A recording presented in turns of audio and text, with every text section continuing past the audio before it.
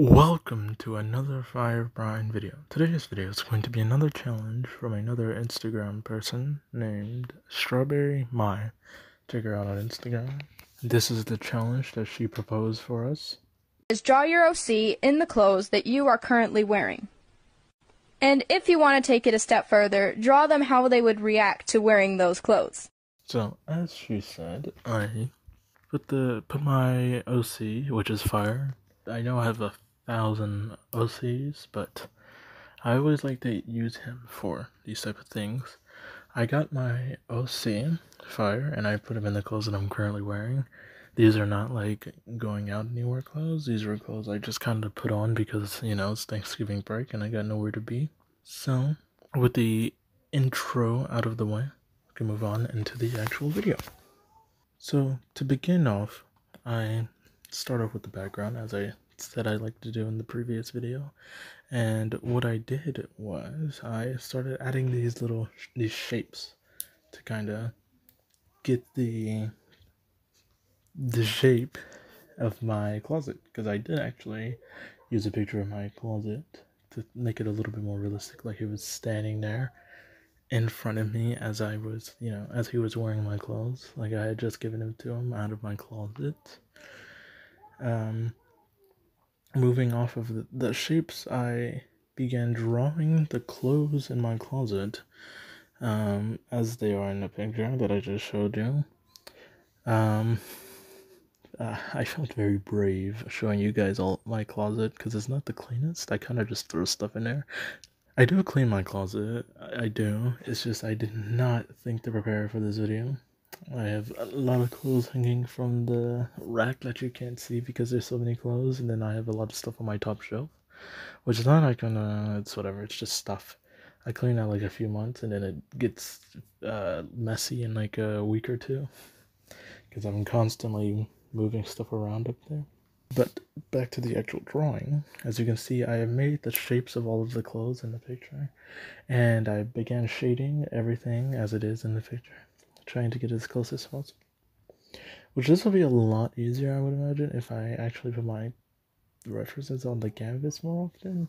But I feel like I'm, you know, doing a little more work, I suppose. It's a little more, like, personal if I don't do that. It's my weird thing. But moving away from the clothes, we have the shelf, which is what I previously mentioned. I started from the left to the right. At first I began a little too big, and I had to kind of zoom out to get a good perspective on how big things should be for the very first item, and then I just moved on along, because now that I have that, the rest was pretty much proportional enough. I did not put as much effort as I did in my clothes into the stuff on top of the shelf, because it was all going to be really blurry in the background and kind of dark. So I figured it would be a little less noticeable. Of course, now it's going to be very noticeable now that I have mentioned it. But yeah, I think in the final product it doesn't really, you know, stand out or look bad or anything like that. But yeah, I start drawing the things on the back row, so to say, of the shelf, and then I start putting stuff in the front row. Because I didn't want to get everything scrambled up, and plus the things are going to overlap the stuff. The front row is going to overlap the stuff in the back row, so I didn't want to overthink that. And then after finishing the shelf, I went on to do more work with the door, which this is a little complicated for me because, for one, I forgot on my door. If you see these little square things at the top and the bottom, I didn't realize there was two of the rectangle shapes, so I only ended up adding one in the middle, and it kind of looks a little goofy, and I did not add the poster for some reason, so I'm not proud about that. But moving on afterwards, as I did in my previous video, I blurred the background out with the same strategy of me copying and pasting the folder, and with Fire Alpaca turning the folder into a solid image so I don't damage my work. I blur the background and then I erase the bits that I want to stand out a little bit more. Moving forward, we go on to the sketch of Fire and the pose that he's going to be in. I think this is the first time I've showed my newer way of drawing sketches. This one was a little bit more wonky. I think. But I like to draw the chest of my characters in the sketch in somewhat of a triangle. Uh, yeah. But moving forward, past the sketch, I go on to the line art, which most people, this would also be the sketch phase as well. And I used to be most people. I would draw my sketch skeleton. I call the thing that you just saw a skeleton, and then I draw a rough line art, and then I'll draw a cleaner line art because I thought that was pretty sweet. But now, the older I've gotten, I kind of like that messy look, and somehow I've made that messy look a little bit more clean. I don't know. I'm all over the place with my art style, but yeah. So I draw the line art of my character. Um, I never really talk about some of the niche things that I add into my characters, such as the eyes, like for fire. For a few months now, I don't know if it's been a year yet, but if it has, it's been a little over. Actually, no, it's been more. It's a little more over the year now. Stuttering over my words. I decided to start adding shapes into the eyes of my characters to give it a little bit more personality. And maybe I've just been watching a little bit too much Lavender Town because she likes to do that as well. But yeah, and for fire, I thought it only made sense to add a single flame in his eye. It's been pointing back and forth for a while. I try to keep it consistent, or the longer side of the flame is on the left side, and then where it kind of dips in and curves, like an S, would be on the right side. I've been trying to do that more often, but sometimes I forget.